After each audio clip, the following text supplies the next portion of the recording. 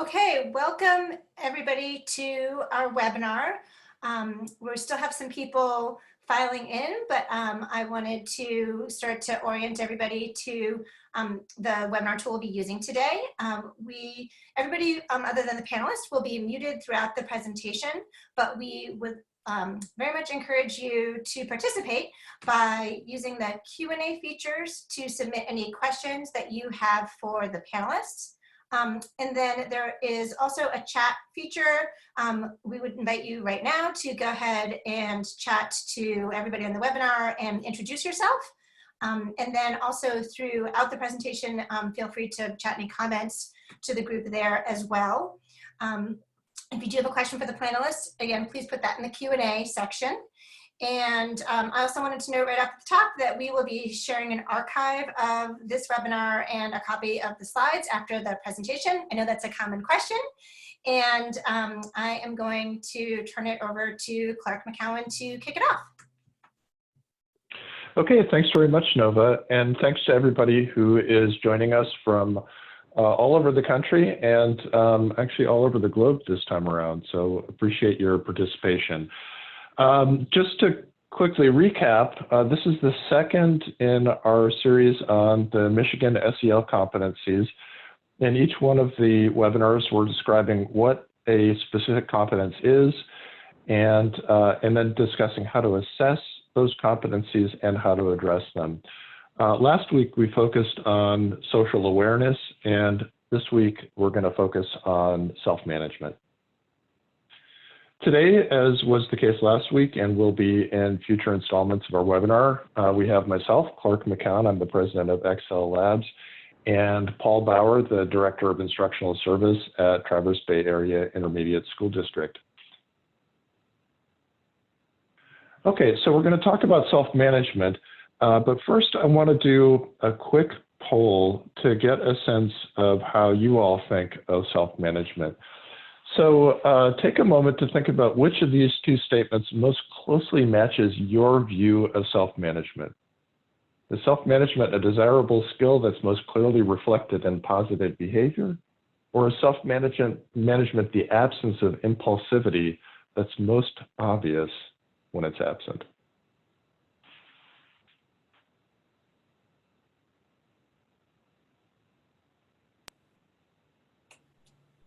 Great, I can see lots of people answering our poll. We're going to give it several more seconds here for everybody to have a chance to answer. Okay, we're going to go ahead and close that and sharing out the results. Clark, I'll let you speak to this. Okay, it looks like the vast majority of folks are thinking of self-management as a desirable skill that's reflected in positive behavior. But a significant minority of folks reported that self-management is really the absence of problem behaviors like impulsivity. So that's really very helpful to know where everybody's starting this conversation. Okay, let's talk about self-management, and we're going to be talking about it in terms of specific language and Michigan's social and emotional learning standards. But I want to frame that by letting you know that self-management is not just a Michigan competence. Self-management is reflected very clearly in the CASEL model. It's one of the 5 broad competency areas that CASEL says is important for children to know and be able to demonstrate. And self-management is reflected in virtually every state that has developed or adopted social emotional standards. Self-management is reflected pretty strongly in those standards. So it's not just a Michigan thing.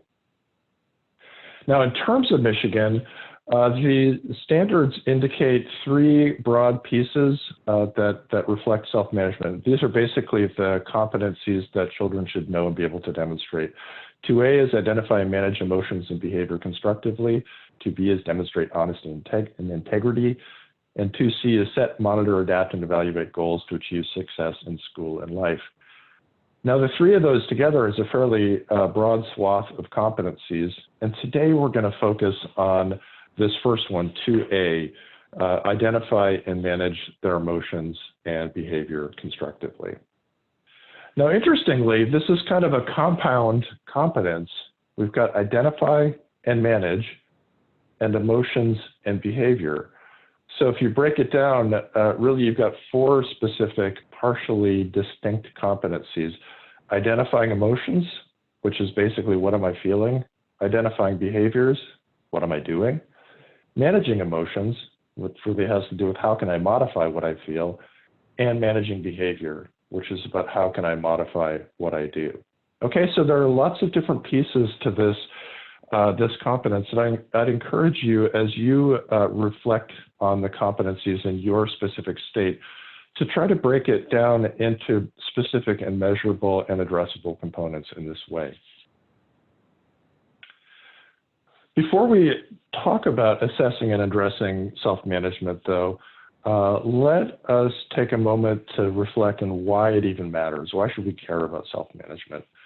Well, there was a study done by Terry Moffat and colleagues that was published in 2010 that used data from a lifespan longitudinal study of more than 1,000 children in New Zealand. They measured children's self-control at ages 3 and 5 using a combination of observation tools and parent, teacher, and self-report measures. They created a composite score of self-control from childhood, and then they measured a variety of outcomes when those children became adults.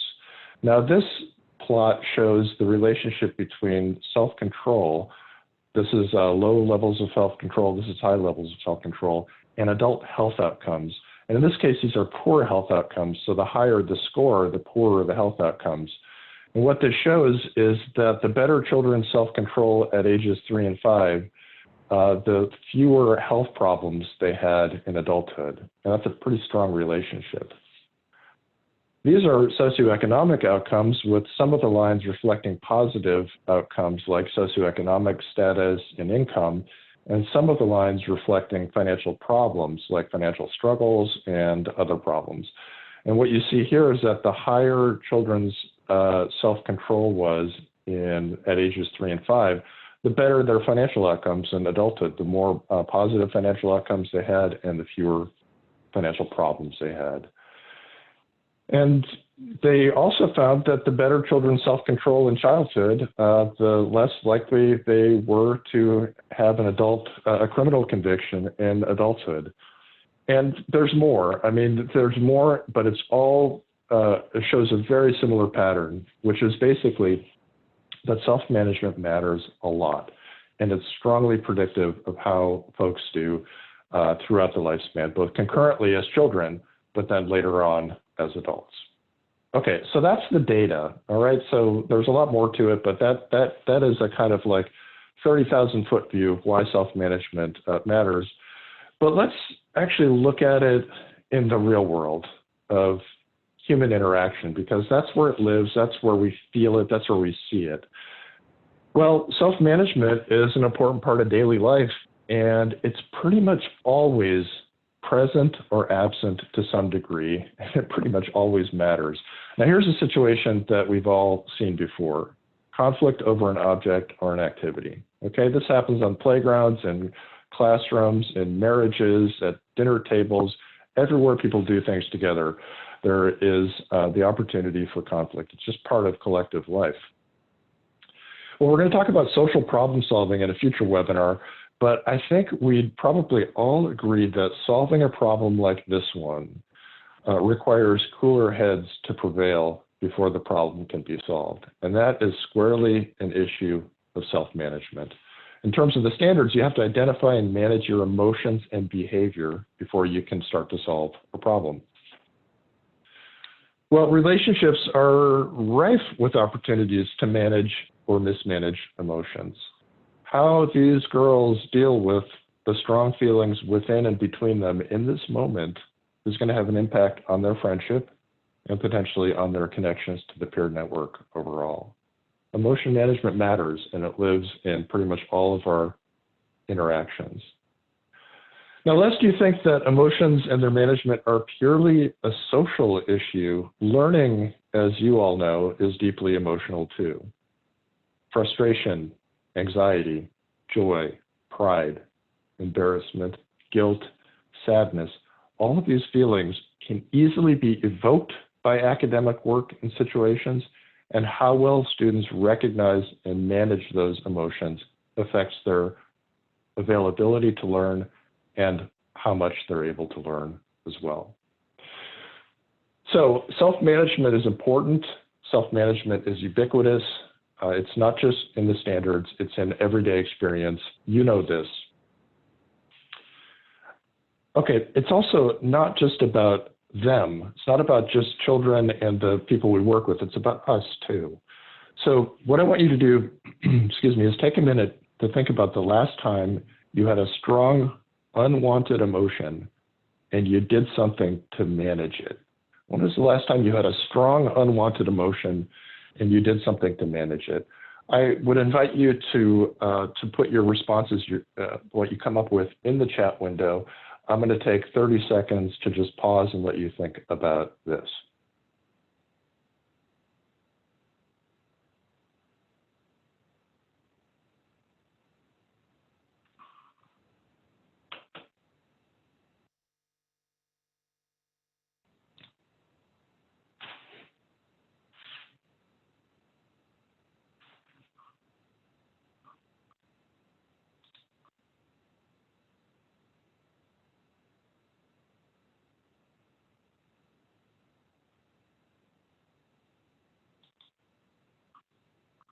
Okay, I see a lot of terrific responses.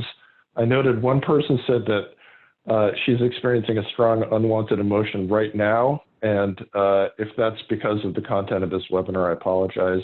Hopefully it's just because this is so exciting and evocative that you're having to keep yourself calm. All right, so we did this exercise because I want you to root your thoughts about self-management, about standards, about assessment, about instruction in the lived experience of these competencies. We're always using them all the time, and I want you to recall that as you think about your work with children. So let's talk a little bit about assessment. So how do you assess? If self-management is important, how do you assess it both formally and informally? What are the tools that can be used to measure self-management? Well, there are several methods of social emotional competence assessment that are commonly used, and I want to walk through what some of those are.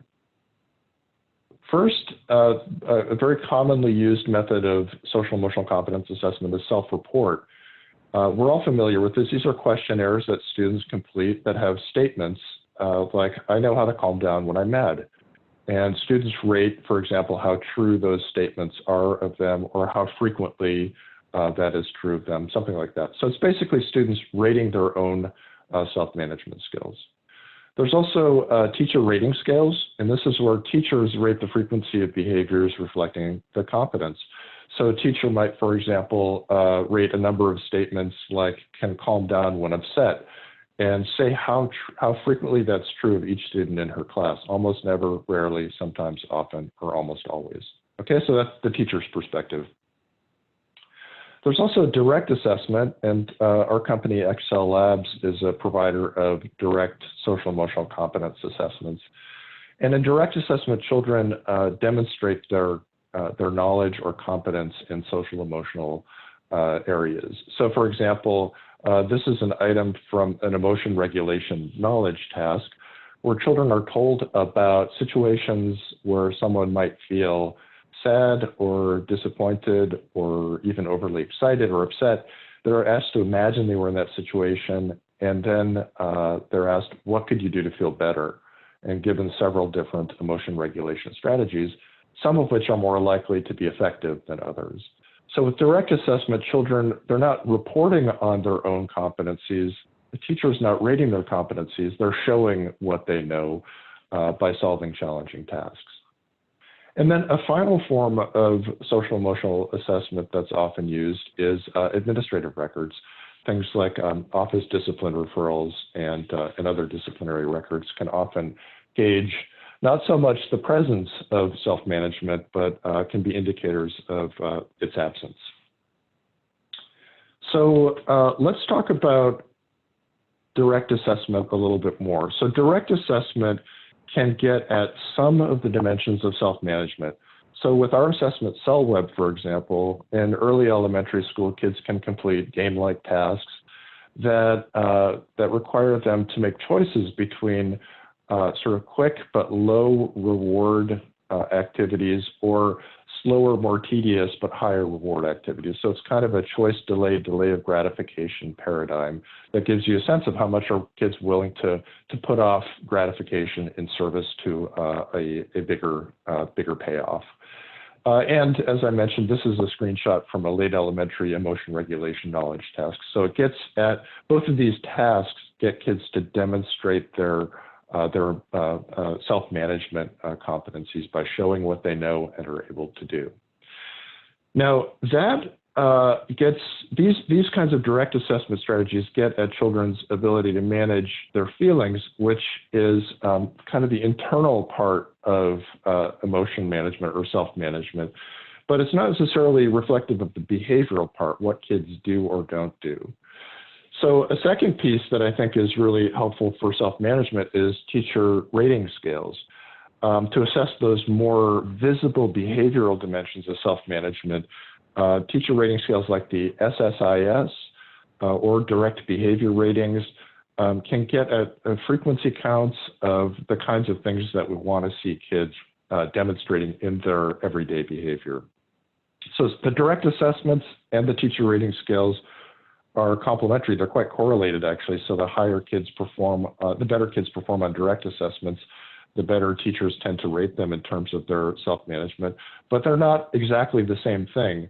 So having two of these things together can give you a kind of complementary data set about students' self-management skills. And finally, ODRs and other administrative records can be helpful in gauging self-management. But I would note that disciplinary records reflect kind of extreme examples of problem behaviors, and they don't necessarily give the extent to which the desirable skills of self-management are being developed. And as 77% of you said at the beginning of our conversation, you think of self-management as a desirable skill that's shown in positive behavior. So ODRs don't necessarily, and discipline records don't necessarily show that. Okay, so through these formal assessment strategies, what kind of data do you get?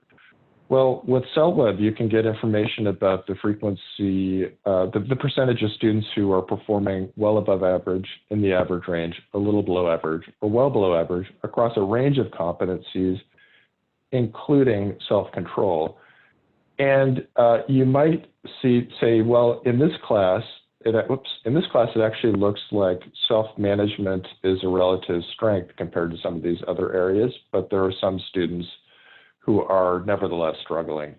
So if you put this direct assessment data alongside of teacher rating skills, for example, you could get a nice norm-referenced sense of where students are starting at the beginning of the year and use that information to guide instruction in ways that can build on student strengths and address student needs.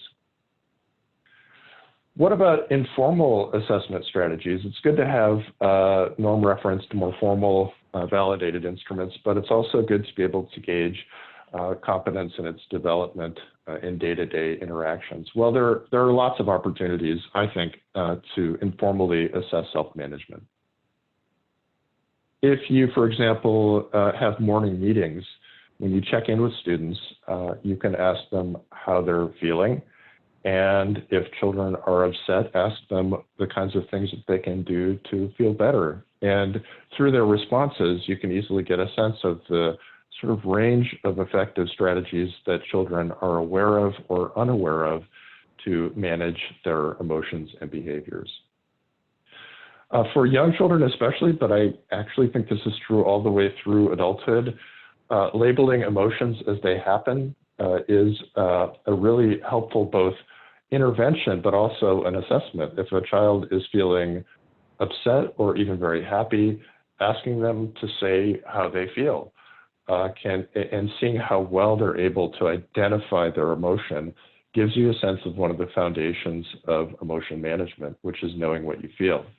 If they aren't able to label their emotions, then you can help them by labeling it for them and checking in to see if you got it right. When children are upset or having conflict with others, kind of like that playground scene that we talked about earlier today, prompting kids to find out what they can do to feel better. So you're asking them what kinds of things they might deploy to manage their emotions, and seeing whether they have anything in their toolkit, what they have in their toolkit to feel better, gives you a quick read on the child's emotion management strategies in the heat of the moment. This is also, of course, a teachable moment, because if a child doesn't have anything available, you can support them by suggesting some emotion management strategies. And finally, in many heated moments or high emotion moments, these happen in the context of interactions. And so when it's possible, you may be able to enlist the group for ideas about how to help someone feel better.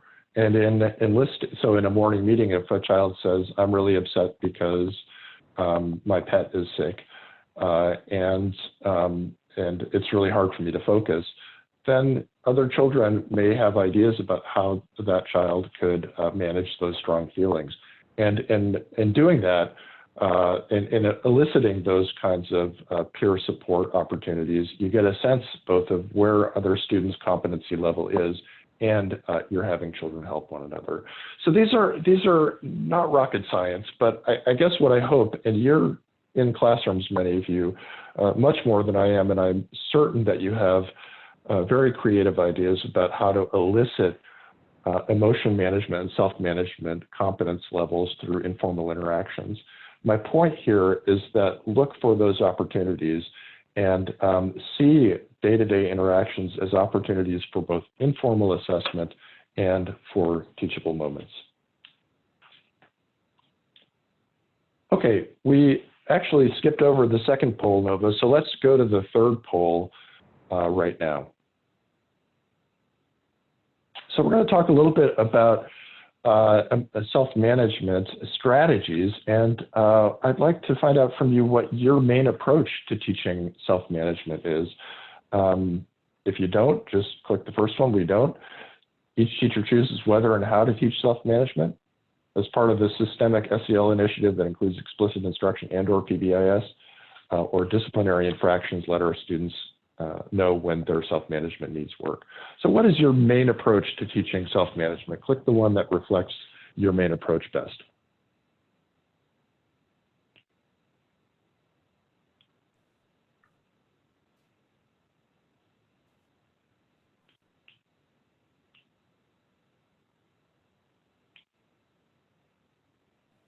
Okay, we're going to close the poll. And Clark, hopefully you can see those results to talk through. I can. Well, it looks like most of you are teaching self-management through, as part of the systemic SEL initiative that includes explicit instruction and/or PBIS, but a significant minority of you are saying that each teacher chooses whether and how to teach self-management. So that's very helpful information. If we had a room and an opportunity to have actual back and forth interaction, I'd be curious to know how each of those two works. But it seems like most folks are doing something, and most of that is in the context of an initiative or expectations that each teacher would address things independently. Well, let's talk a little bit about some of the ways that you can address the competence of the ability to identify and manage emotions and behavior constructively. Well, this is going to look similar in some ways to our conversation yesterday.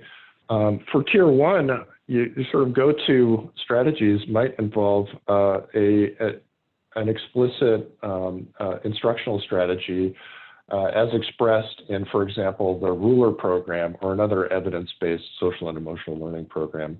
These are the lessons from the second grade Ruler scope and sequence.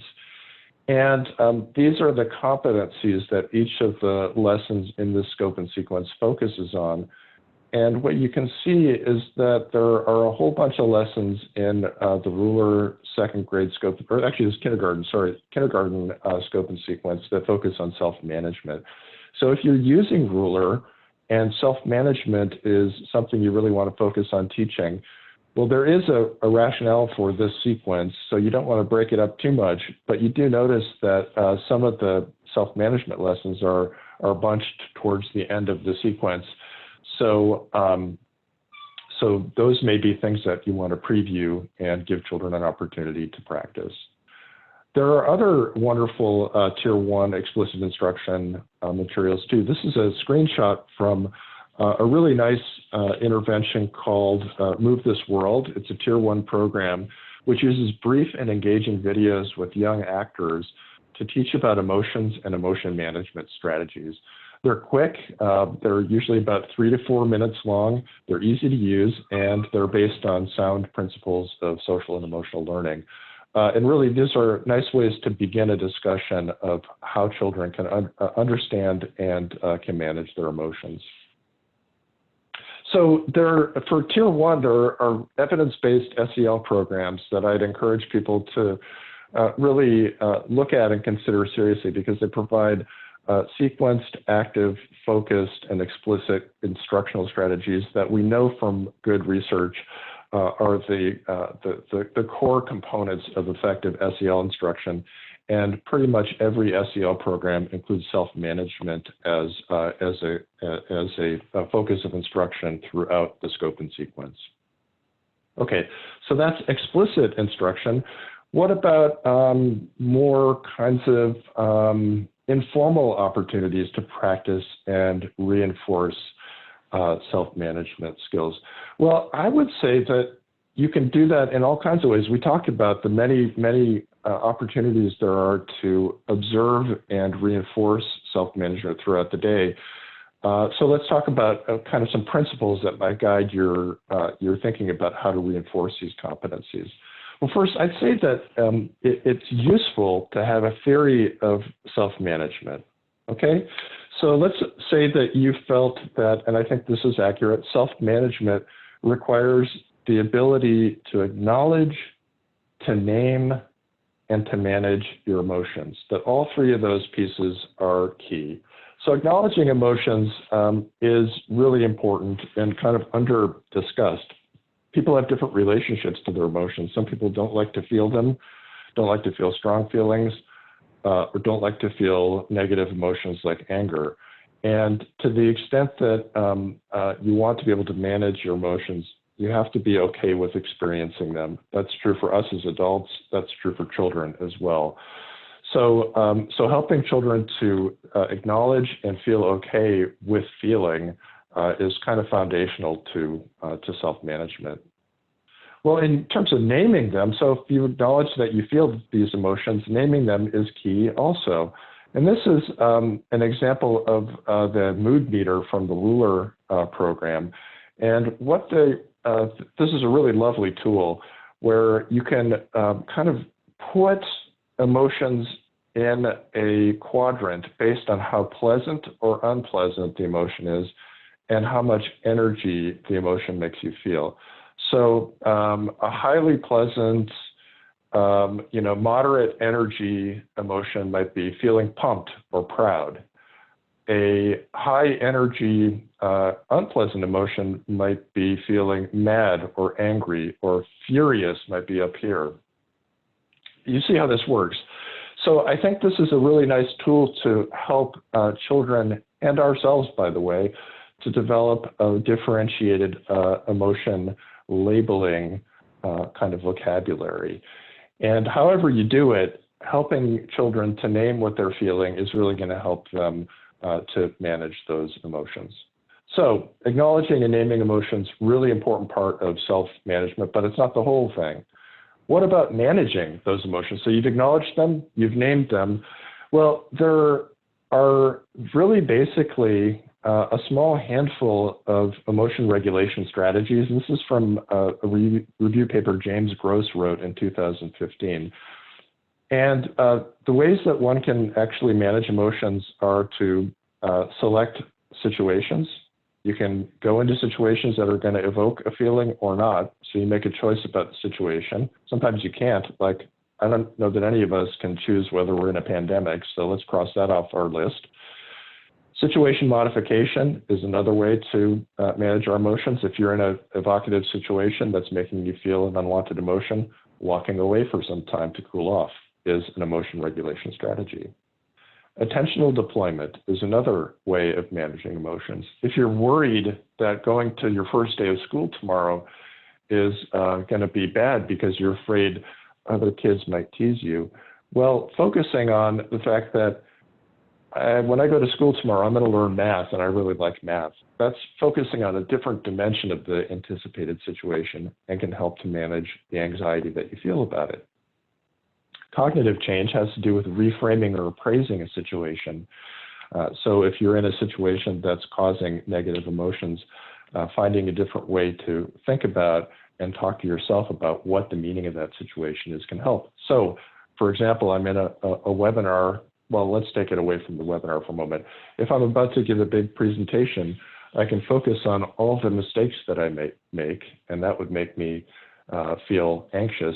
Or I can focus on what a wonderful opportunity that presentation is to communicate with an audience that I care about, and that will make me feel a different way. Situation is exactly the same, but I've reframed the situation as an opportunity rather than as something fearful. And then the final emotion regulation strategy this is most commonly deployed is response modulation. Now, this essentially means once I feel that strong emotion, what can I do to control my physiology? So, for example, taking deep breaths and engaging in other strategies to actually calm your body down is modulating the physiological response to a strong emotion. So this is all the way down the stream to when you've experienced that strong emotion. It's our most common emotion regulation strategies we teach kids, but there are a whole bunch of others that can be used in daily life.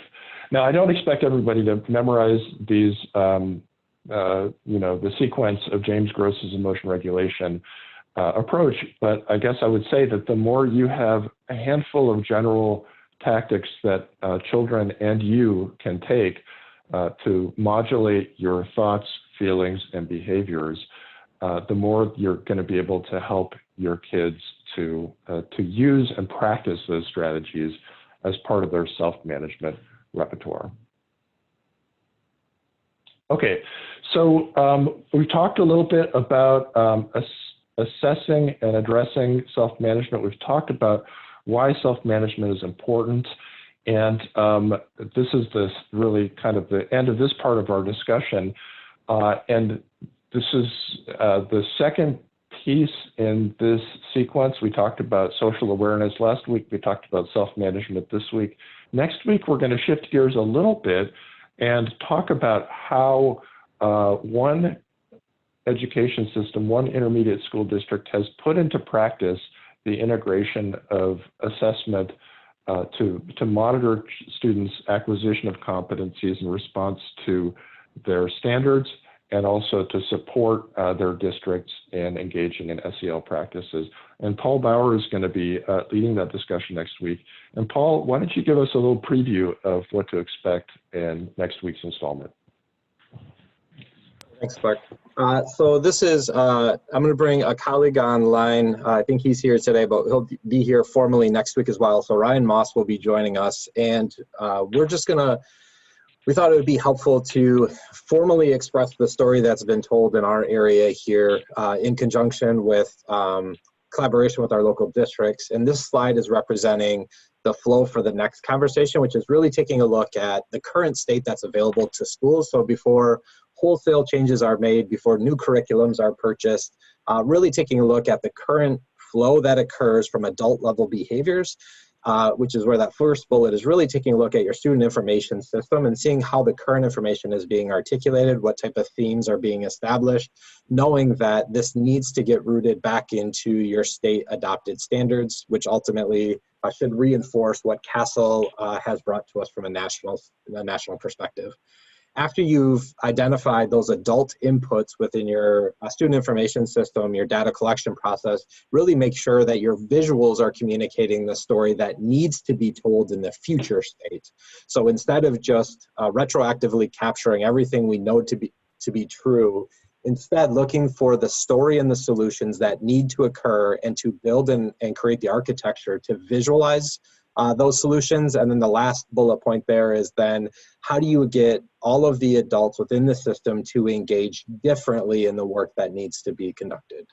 And again, that's all grounded and rooted in your state standards. So with that, that's the preview for next week. And again, I'll bring a colleague of mine on who has also led this work here locally for us to just share that story and some of the resources that we've created in the hopes that if it helps you or at least provides you a concrete place to start from or to continue your work, we're just sharing our story and where we're at in our development. Great, thanks so much, Paul. And I would just like to put a plug in for your coming to next week's presentation, because what Paul and his team have done in Traverse Bay area has been truly astonishing. They've really pulled together high quality assessment data and instructional resources tied to standards in ways that, for me as an assessment developer, wanting assessment to affect practice and be aligned to standards is really a dream come true. And I think could be an excellent model for many of you who may be thinking about how do we tie what we assess to standards and to what's happening in the classroom. These guys have really done a fantastic job. So I really encourage you to come if you want to see how a very creative and innovative education team has put some of these ideas into practice. Okay, so why don't we switch over to Q&A at this point? We have some time before we adjourn. And if folks have questions or particular issues they want to discuss or ask Paul or me, I know folks have been actively using the chat window. I have not been able to follow it as I've been talking because I'm just not a great multitasker. But if you have questions that you'd like to discuss, I'd encourage you to put them in the Q&A window so we can sort of focus on the things that are top of mind for you that would be helpful to dig into. And Clark, I can get started with a question to allow people to engage through the Q&A if you're okay with that. Sure. Okay, so the question would be around knowing that self-management at a high level usually engages 3 specific points, which is kind of that self-observation of the targeted behavior, and then there's some level of self-recording or self-internalization of the behavior, and then ultimately a level of a reinforcer is delivered. When you think about the way standards are written K-12, how do you see that shifting from like an early childhood, early elementary to a higher grade or a later grade, and kind of that sequence of teach it outside of the event itself, slowly apply the pressure, and then teach the reflection reinforcement process? Yeah, that's a big question. And I guess I would take one piece of that and try to tackle it. And I'm not sure it's the answer to the entirety of that question.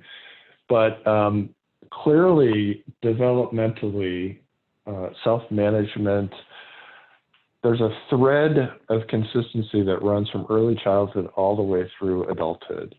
You know, the ability to acknowledge, to name, and to manage our emotions is key, whether you're a preschooler or you know, middle-aged executive or high schooler. But what that looks like and what you should expect from students is going to be different, clearly, from preschool through high school. So for, and in some states, I think there's guidance in the standards where the specific level of competence in self-management and other SEL areas are sort of broken down by grade level. So what specific things should kids know and be able to demonstrate in preschool, in early elementary school, in late elementary school, in middle school, and in high school? But those things are differentiated, and there are some descriptors and performance measures. I know that Illinois has those kinds of grade level differentiators. I believe Michigan may as well, Paul. You could let me know. But that would be one place to look to see, well, what are the kind of common expectations at different developmental levels? Clearly, I mean, folks who are in the classroom with preschoolers know what the importance of self-management is, and it's kind of a prominent competence for early childhood, because just the ability to kind of follow routines and keep your hands to yourself and be able to listen and participate constructively depends so much on young children's ability to manage their emotions and behavior. So there's tons and tons of very visible opportunities every day to reinforce those competencies. And in some ways, in early childhood, that is the key social and emotional competence for the ability to participate in school and in life. As children get older, let's take adolescence, let's bookend this. In adolescence, you know, impulsivity just developmentally goes down with time because kids mature, their frontal lobes mature. But emotion management and emotions run very strong for very different reasons. The need for acceptance, the need for respect, and peer relationships become really prominent influences on adolescents' lives, and their emotional lives becomes less visible to the outside world. And so our ability to gauge how kids are doing emotionally in high school and their ability to manage those emotions requires more than observing visible behavior to get a handle on where they're at and how we can support them in managing the strong feelings that come with being an adolescent. Now, I don't know if that sort of gets at the kind of core of the question you're asking, Paul. There are a lot of pieces to that question. Are there other parts that you think we ought to tackle that I missed? No, I think you covered it well, and I think it provided an opportunity to reflect on just the difference maybe between how the behavior is being demonstrated appropriately versus maybe the grade level that the student occupies may be similar and it may be different. Mm-hmm. Another question did come in, if you don't mind addressing it. There's a lot of connections to Mark Brackett's information specifically to ruler, and there was also some connection to zones of regulation. So maybe from a higher level, talking about when schools are using tools such as these, are there some key look-fors to not just say we use these things, but that we use them well? Are there indicators that we should reflect on to make sure implementation of these type of tools and implementation are successful? Yeah, I think that's a great question. And, you know, the first piece I think I would look for is, what is the evidence that the tool you're using is likely to have the desired result? And so I'm just a big believer in evidence-based interventions or curricular programs. And of course, programs need to be adopted to local context to some degree. But if a program has been demonstrated in a rigorous field trial to work, to improve self-management skills, for example, then it's likely to help if you use it well in your local setting. If there is no such evidence, we just don't know whether even using it well will help. So, for example, with zones of regulation, I think the concept of zones of regulation is a terrific one. If anybody knows of rigorous field trials of zones that show evidence of efficacy, please let me know. I've actually looked a little bit, and I have not been able to find any. So to me, zones is kind of a research-based, in that the principles are right, but not yet evidence-based program. So how much you need to do it, how you need to do it, how well you need to do it to stand a reasonable chance of impact, we just don't know. The data aren't there. In contrast, ruler has been fairly rigorously evaluated, and we know that when it's implemented well, it benefits students, much like many other evidence-based SEL programs. So that's helpful. Now, the question you asked really, though, Paul, was how do we know, in terms of implementation, if we're doing it right?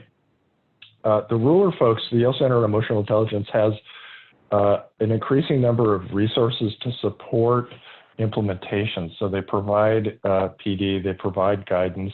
I believe they're actually also developing an implementation measurement tool. I may be speaking out of term, but that can be used to actually systematically measure the level and quality of implementation of the program. And to me, that is ideal. If you are using an SEL program and you measure both implementation, how much is it happening and how well is it happening, and outcomes, you know, how are students' competencies developing as a result of their exposure to the program, you now have a data system that can truly support consistent and high quality SEL programming. In fact, we're going to be rolling out next year, xSEL Labs will be rolling out a brief implementation survey that's program agnostic that will give our partners who want to use it a sense of the frequency and quality with which SEL programs are being used. We hypothesize that the more teachers report they're using these programs and that it's going well, the better student outcomes will be overall.